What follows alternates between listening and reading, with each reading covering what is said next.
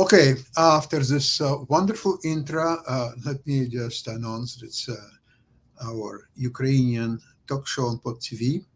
It used to be before Ukraine, Russia, China show, but lately the word Russia is becoming sort of not, I should say, very popular lately. So we decided to eliminate Russia and China, we might do some other time.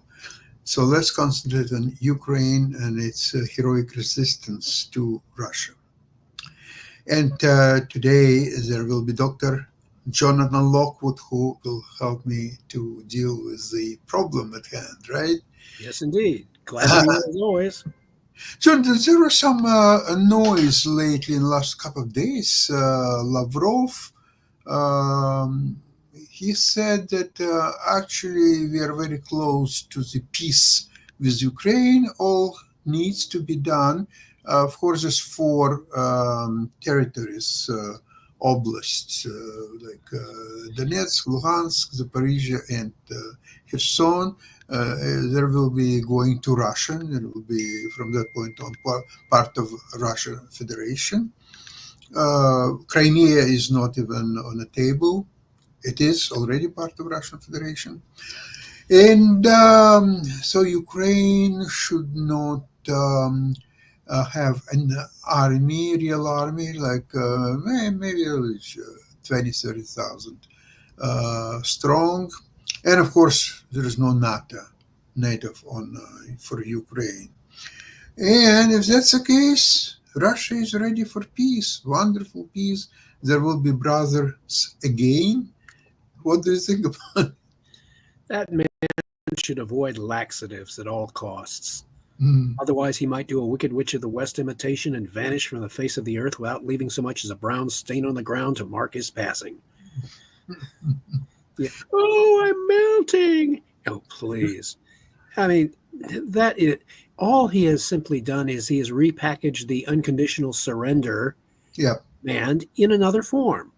It's just simply it's the same nonsense. Second verse. Look, the problem is that even if Ukraine, in Russians' wildest dreams, would agree to something like that, who could guarantee that in There's six no months guarantee.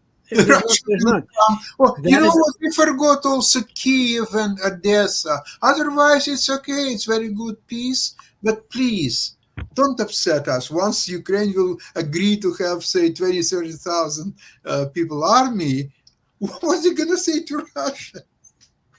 that is a treaty of that would be a treaty of appeasement worthy of Munich in 1938.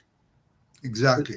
But you see, there is a big, great difference, Jonathan, that in Munich, it was before the war unfolded. So, okay, so this guy wants this, and we are going to give you that. So there is some kind of a little bazaar going on. Here, the war is going for almost 3 years, and Russia, second largest and biggest and strongest army in the world, where are they? They come in 8 months from Avdiivka to Vuhledar, and Kiev, on the other hand, Ukraine got a chunk of Kursk region in a matter of a few days. So this is It, unrecognizable, it, it, it is unreconcilable. it is completely and logically unacceptable. It is a fig leaf for Russia to attempt to appear to the world as if it is somehow being magnanimous in agreeing to be satisfied with having sliced off another few chunks of Ukraine. So that is not going to work. And again, you might want to have your friends suggest to up the chain to the Ukrainian leadership that what they might want to do. You remember my suggestion from previous programs, that we have a lot of the Ukrainians already have these 20 millimeter guns, 20 millimeter rapid fire guns in their inventory with their F-16s. What they might want to do is ask in their next negotiations with the Defense Department, ask if they have some 20 millimeter Vulcan guns, anti-aircraft guns in their inventory, which they could use in two ways. They could use them for, because they have a very high rate of fire, as fast as 6,000 rounds per minute in some cases. And I have the personal experience of being able to use or test the 20 millimeter Vulcan gun in ground attack mode.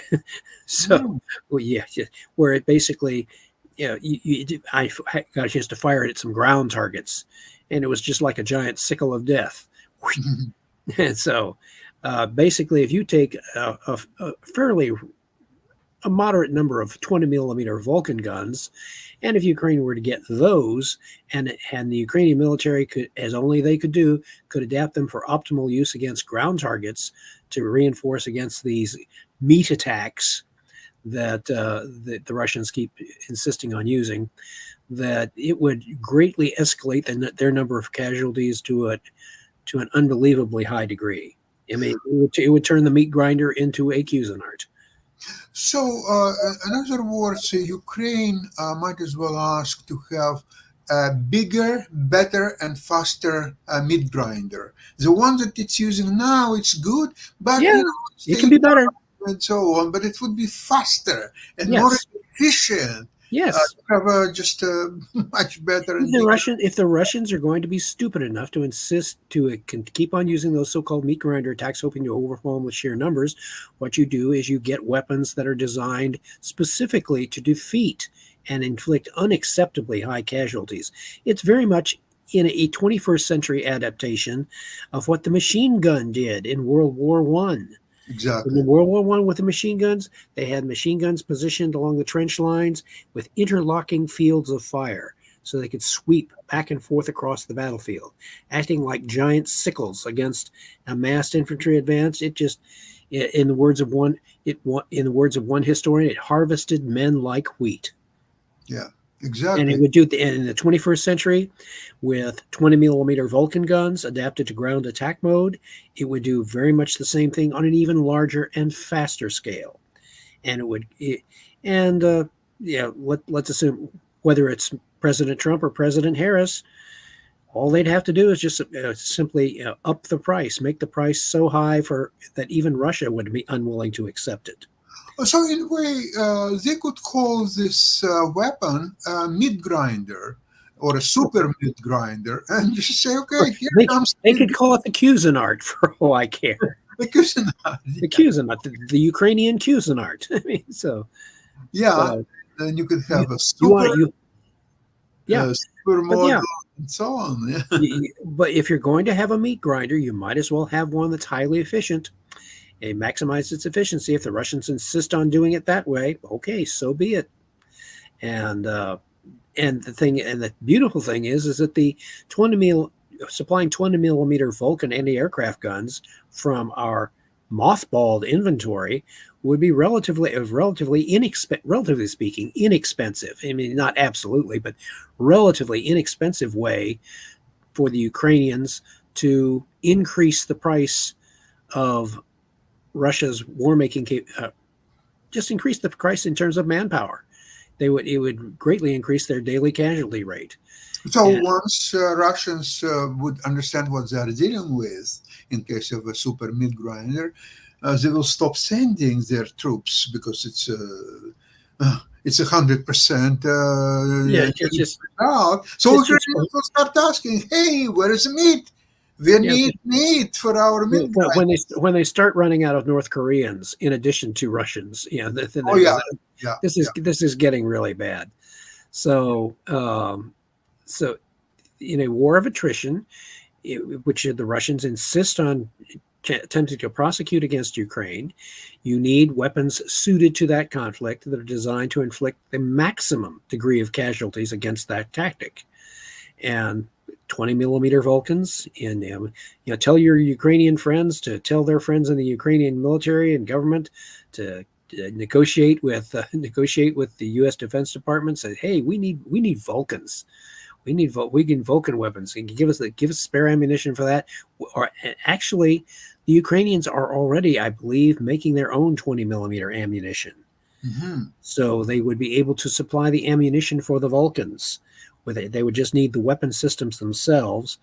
And, the Ukrainians, with their remarkable ability to adapt and incorporate new weaponry, and developing their own indigenous military production capability, they would easily be able to adapt this and just increase the price. And the Ukraine would become less dependent upon high technology reinforcement because the Ukrainians are developing their own indigenous high technology weapons that are capable of striking. Then what they can do is the Ukraine can, with its own capabilities, strike deep against Russian targets. Now, the icing on the cake would be is if let us speculate for a moment. Let us assume in one scenario that former President Trump wins this November election, which some observers in the West in the elections are saying there's an increasing probability of this happening, and that apparently Vice President Kamala Harris's momentum has slowed or even stopped.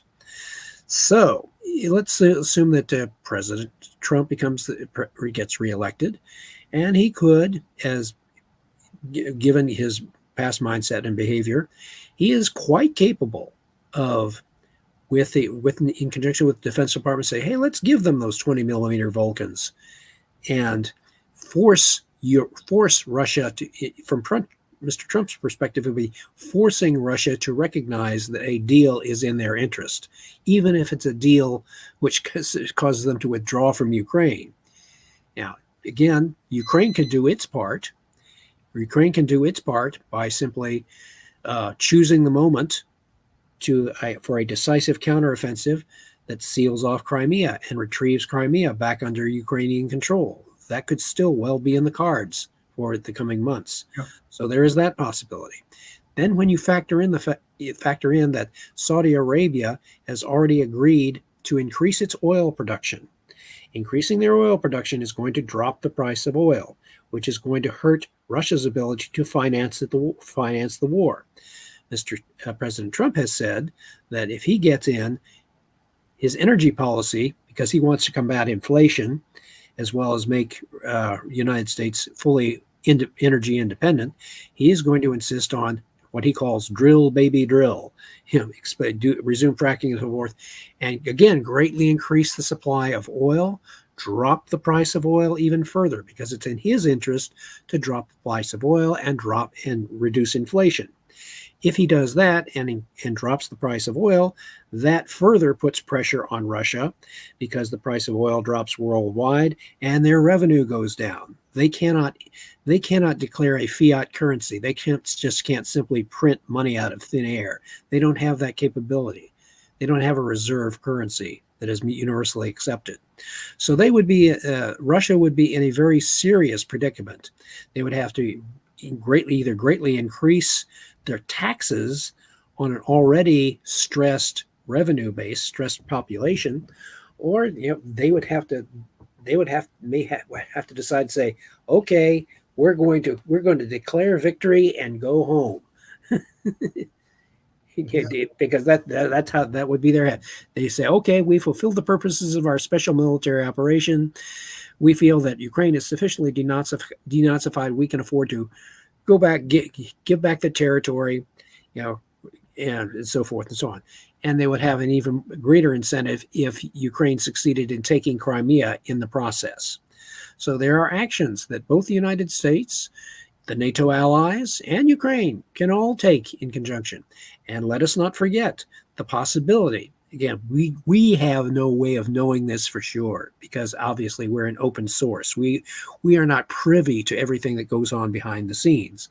But it would not surprise me at all if Ukraine and Israel were covertly and discreetly communicating with each other to figure out ways to cooperate and inflict damage on a common enemy. And Israel might well see it in their interest to aid Ukraine in its war against Russia, because ultimately, Russia would be behind any aggression against Israel.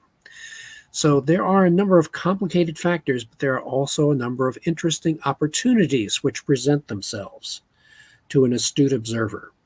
So I would say there is still a reasonable cause for optimism. Jonathan, I would like to mention something. I'm listening to a lot of Israeli commentators, and a lot of them are Russian speaking and formerly from Soviet Union, Ukraine, for example, and so on.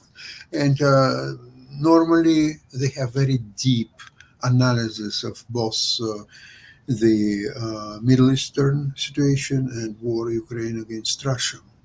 What bothers me in the last few days, and I've already asked few people that I'm discussing these issues and I cannot find the answer.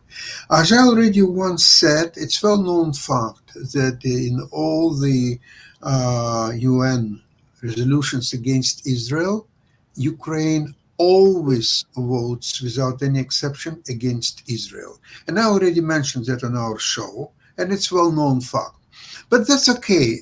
Even that doesn't affect because when you have 200 countries are against Israel, so one more or less doesn't make a lot of sense. Yeah. But what I've learned in the last couple of days is that on the latest UN during the speech of Netanyahu, few countries, mostly Muslim countries, left the premises, and among them was Ukrainian delegation.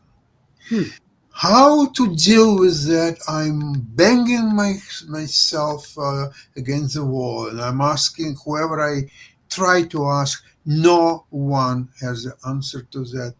Maybe you have. That may be a public display on the part of Ukraine. Remember, that's a diplomatic display. Yes. That is a purely diplomatic display. It has virtually no military force whatsoever. Agree. And so the instructions may well have been to the Ukrainian delegation, yeah, go ahead and walk out among us. We will pretending to be against Israel. What they do covertly behind the scenes is another matter altogether. And so we cannot discount the possibility that that Israel might be covertly communicating with Ukraine and say, "Oh, here's how we can help you." And walkout was a part of the show, right? Say what? This walkout of Ukrainian delegation was a part of the show. It's part of the display. Yeah. It might be a diplomatic feint. Yeah, a diplomatic, a false show of cooperation or so forth to mislead their opponents. And so that is perfect. That would be a perfectly rational response on the part of Ukraine if they are trying to mislead their adversaries into thinking that, well, really Ukraine's not on, or Israel is not really on Ukraine's side, where in point of fact they could well be. So there is not.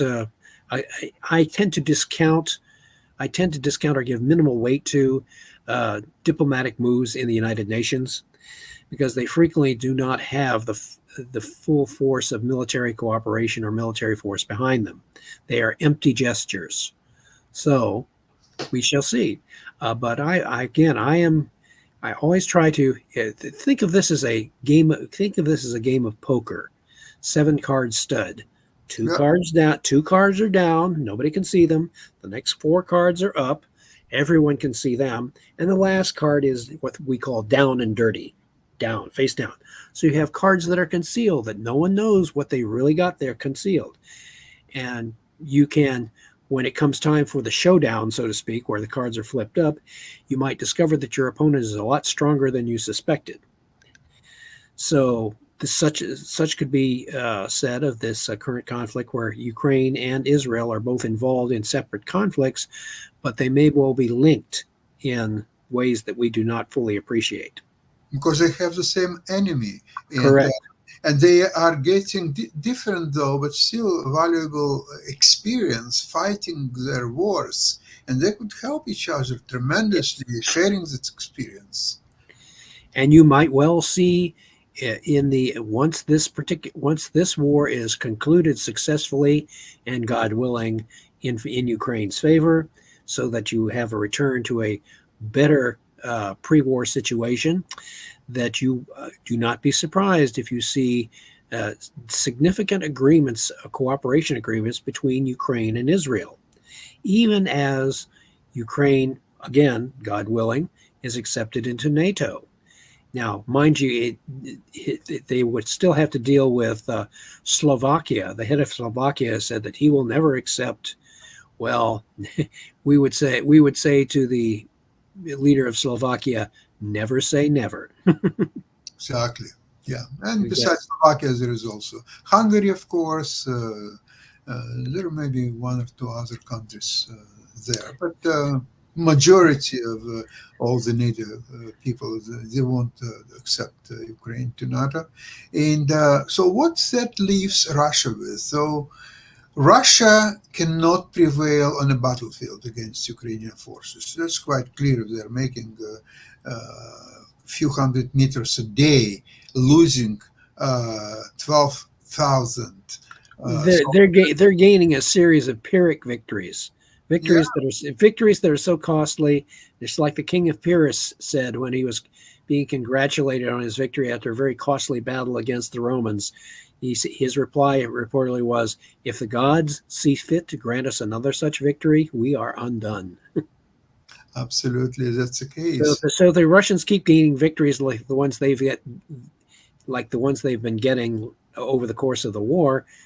They're they're going to be out of the war, yeah, fairly short order. So in the meantime, Ukrainians are now having enormous successes with their drones. They are almost daily attacks against the oil refineries or ammunition Depots, yeah. depots. All of these are are having a cumulative effect.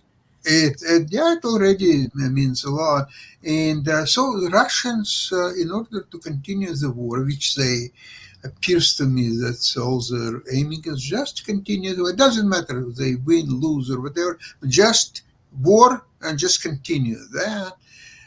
Because when you fight, there's always a chance that you might as well, even by accident, you might as well win the war, or at least you have ammunition for your population to say we are fighting, we are successful here and there. We got 200 meters ahead in Avdiivka, and we had another 300 in Pokrovsk, and all that stuff.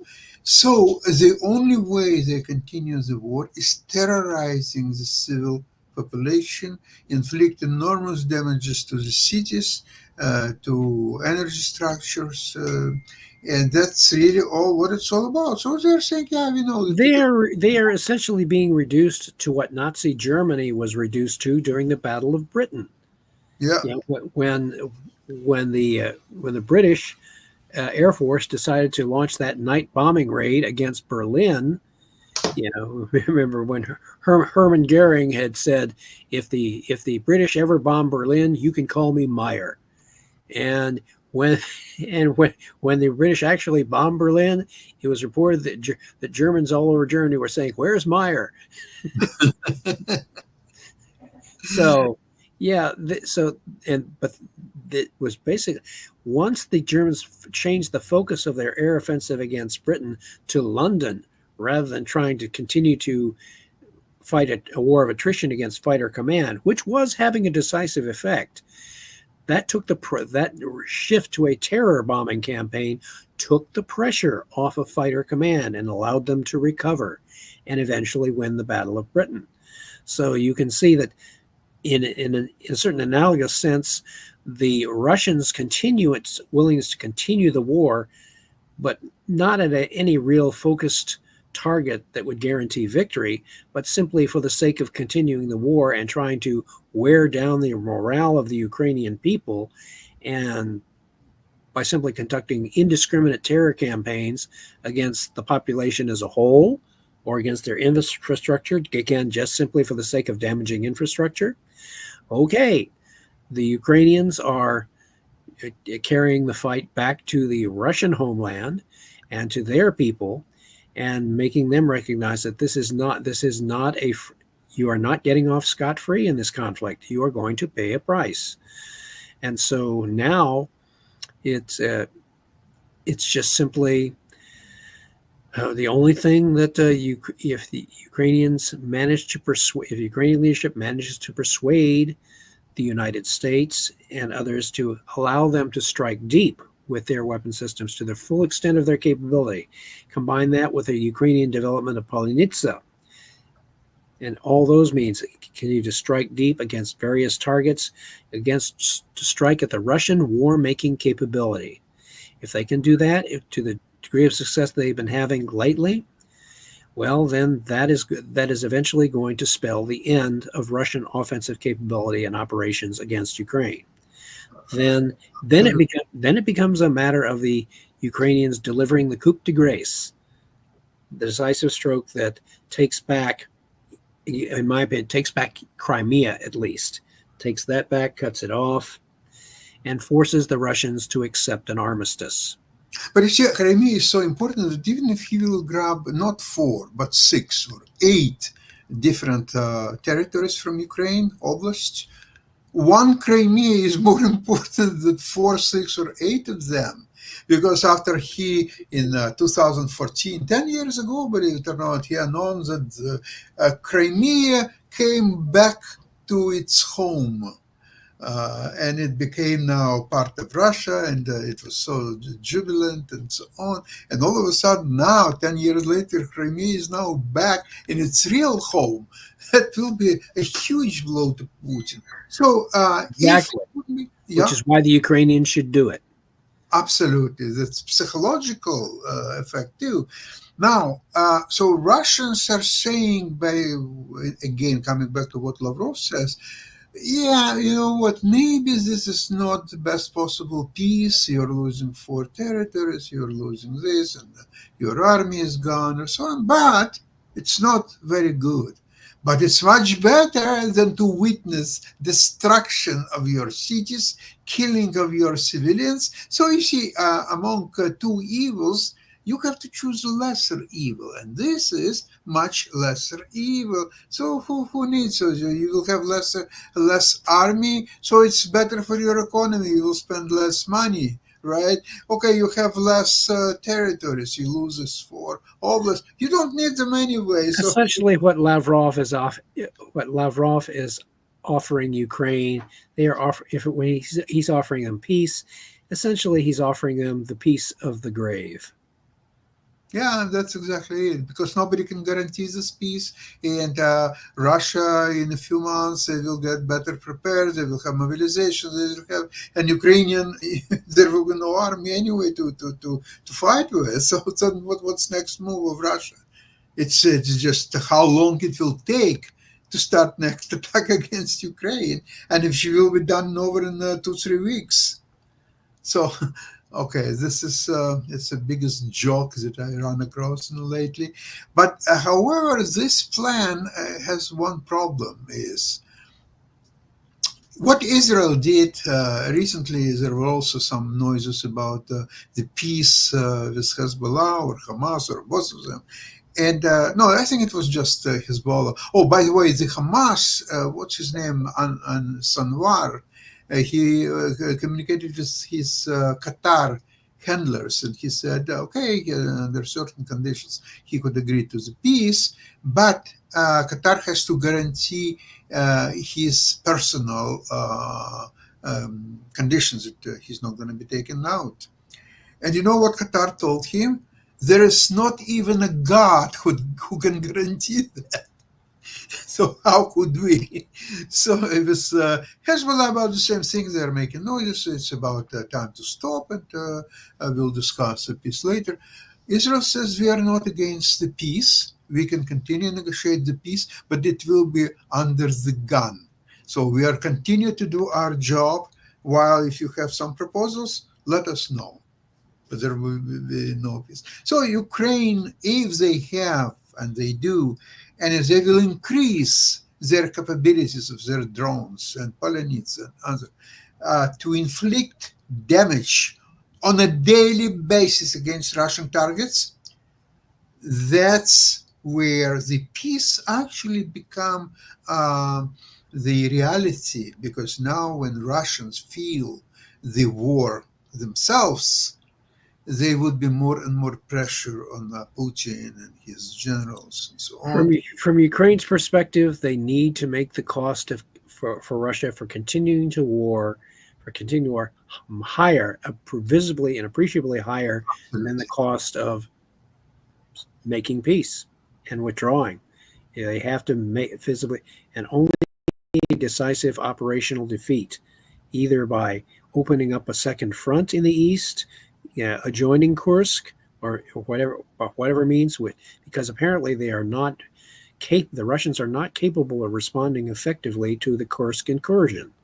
They have apparently the Ukrainians are continuing to advance in widening their degree of control in the Kursk Oblast. Well, Jonathan, I would like to mention something. Sorry, that it seems to me, I'm not a military person, but I'm trying to figure out the actions of Russian army. It seems to me that it's like a pyramid from the top down. They have a chain of commands, and they are not flexible to change. It depends on what's the real situation in the front line. So maybe they have to change whatever they discussed earlier. But they, in my opinion, they just don't have that flexibility. You touched upon it. They do not have the flexibility to be. They are not being allowed. The Russian military apparently commanders are not being allowed to adapt to the situation that they see, and they aren't able to do it operationally. They aren't able to do it at the national level, and so this lack of flexibility, is costing them significantly. Yeah, because tactically Ukrainians are doing so much better on the front lines. Yeah. But the Russians are not appropriately compensating at the operational and strategic levels. They are simply plowing ahead with their war of attrition and their meat grinder attacks.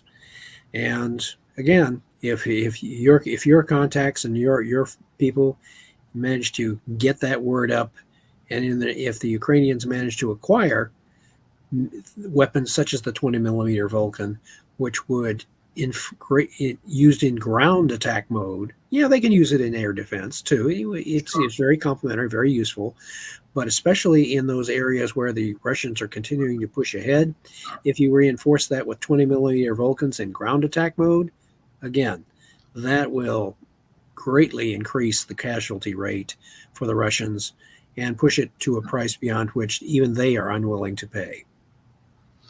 Yeah, Jonathan, thank you so much for helping me out and clarifying what's going on now. And I wish you and everybody else a great weekend. And I will see you again on Tuesday, same place, same time. Excellent. Bye-bye, everybody. Glory to Ukraine.